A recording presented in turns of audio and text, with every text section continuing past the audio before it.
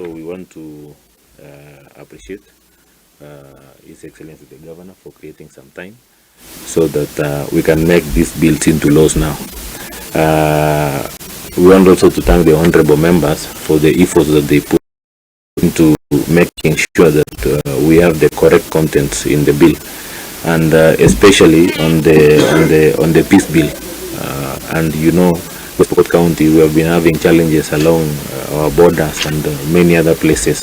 So it's just putting structures into the county on how we address these issues of insecurity. So they are all contained in the bill, and it gives also powers. It generates some committees also, so that they can be a formal way of addressing conflicts within our borders.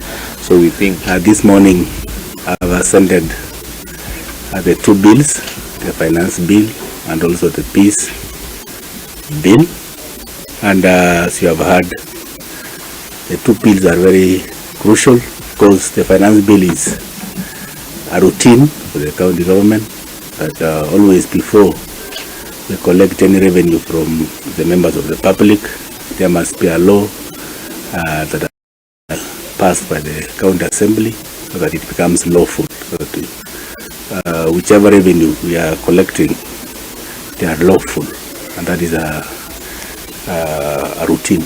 Na siku ya leo tumeweza kupelekea gavana bill ambayo ni ya amani, na ameweza kusign iwe sheria. Finance